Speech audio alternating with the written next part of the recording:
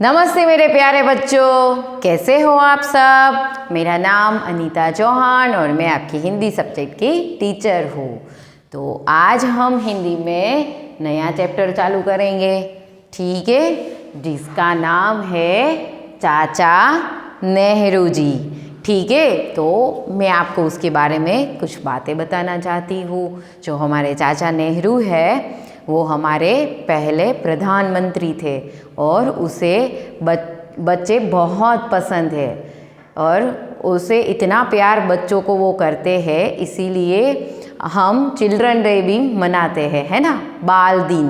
ठीक है, क्योंकि चाचा नेहरू को बच्चे बहुत पसंद थे और इस कहानी में हम चाचा जी की जीवन में जो भी अच्छी बातें हैं वो हमें इस पार्ट से सीखनी है।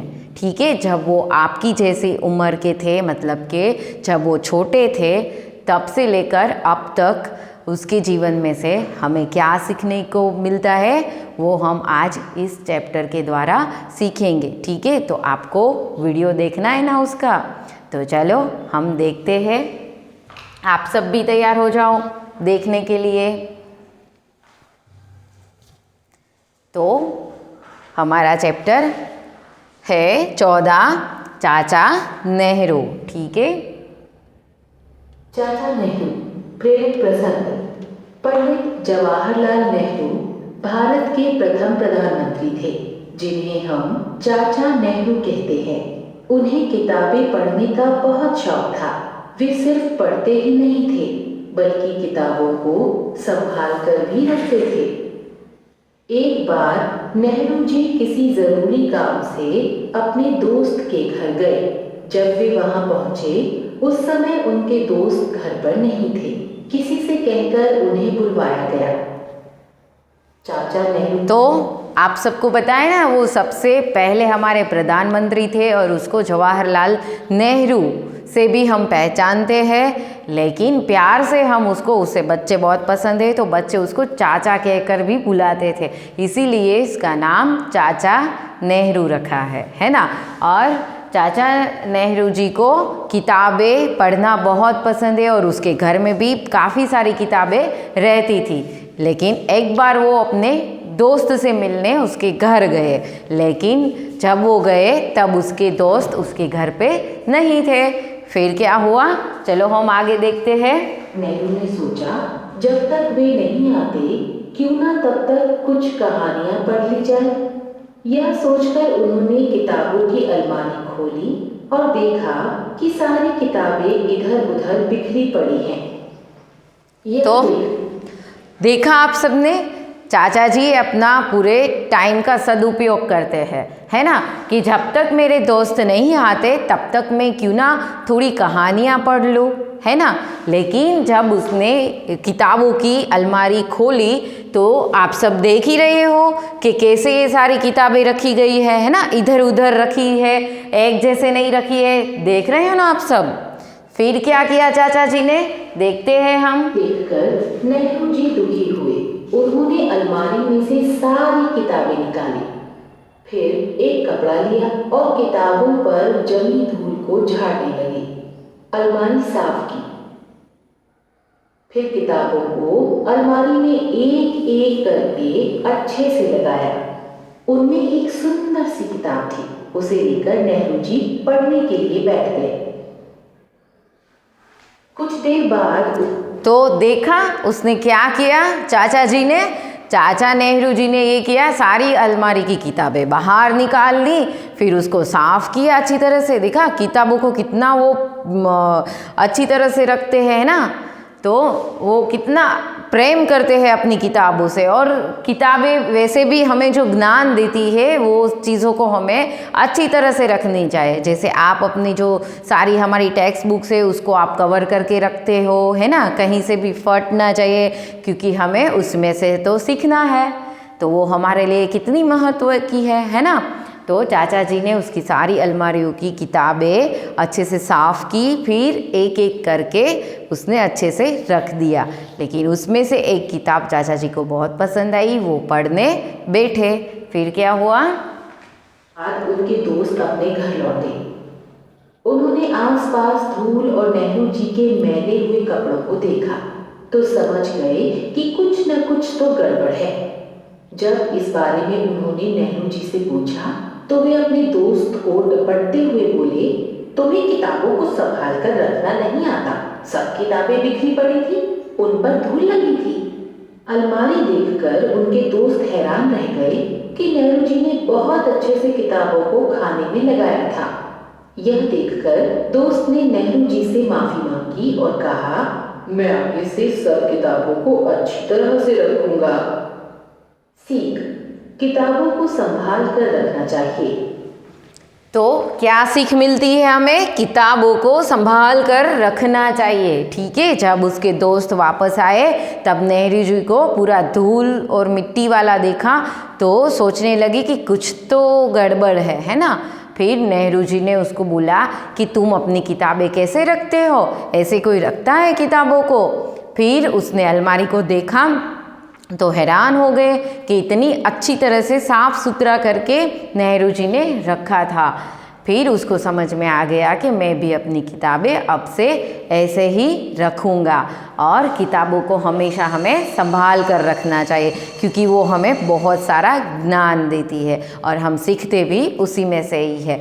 तो आप भी अपनी किताबें अच्छी तरह से संभाल कर रखिएगा। ठीक है, कहीं से भी पेज फट ना जाए ऐसा भी हमें ध्यान रखना है।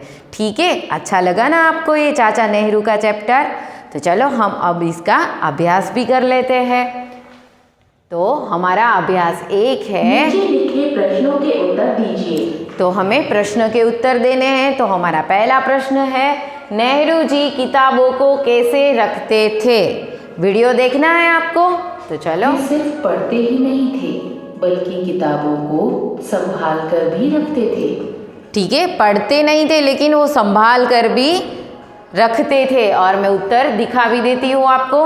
नेहरू जी किताबों को संभाल कर रखते थे। ठीक है, अब हम नेक्स्ट क्वेश्चन देखते हैं। नेहरू जी ने किताबों की अलमारी खोलकर क्या देखा? क्या देखा? यह सोचकर उन्होंने किताबों की अलमारी खोली और देखा कि सारी किताबें इधर उधर बिखरी पड़ी हैं। तो देखा तो कैसी थी किताबें? सारी बिखरी पड़ी थी, है ना, इधर उधर। अब हम उत्तर भी देख लेते हैं। नेहरू जी ने किताबों की अलमारी खोली, खोलकर देखा कि सारी किताबें इधर उधर बिखरी पड़ी थी। ठीक है, अब हमारा अभ्यास दूसरा है।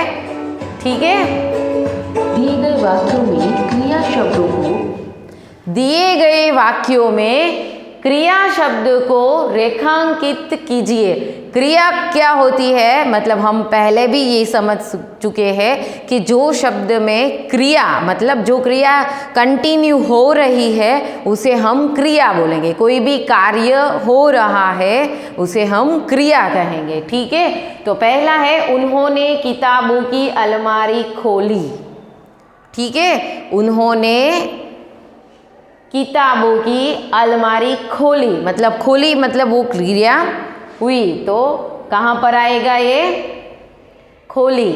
ठीक है, तो ये हमारा सही है। किताबों को अच्छे से लगाया, तो इसमें कौन सी क्रिया है? लगाया। लगाते हैं ना हम, मतलब रखते हैं। ठीक है, तो लगाया। ठीक है, तो ये भी हमारा सही है। फिर है, नेहरू जी बड़े दुखी हुए। क्या आएगा इसमें क्रिया? हुए, दुखी हुए। ठीक है, तो ये हमारा सही है। फिर है, उनके दोस्त अपने घर लौटे। लौटे मतलब वो गए, तो कौन सा आएगा? लौटे। ठीक है, तो ये हमारा सही है। और अभ्यास तीसरा, मिलान कीजिए। ठीक है, तो हमें शब्दों को मिलाना है। क्या करना है? विलोम शब्दों का मिलान करो। विलोम यानी ऑपोजिट शब्द, विरोधी शब्द। ठीक है, तो पहला है पढ़ना, तो उसका ऑपोजिट शब्द कौन सा आएगा? पढ़ना तो गंदा भरा दुश्मन के लिखना। क्या आएगा? हाँ, पढ़ना तो लिखना। ठीक है, फिर है दोस्त, दोस्त का ऑपोजिट शब्द क्या होता है? दुश्मन। ठीक है, दोस्त क्या होता है? ये दुश्मन। ठीक है, क्यों ये बता रहा है ऐसे?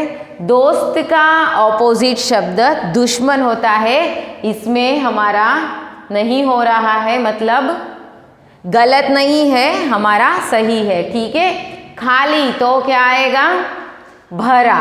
ठीक है, खाली तो क्या आएगा? भरा। हाँ, हमारा सही है।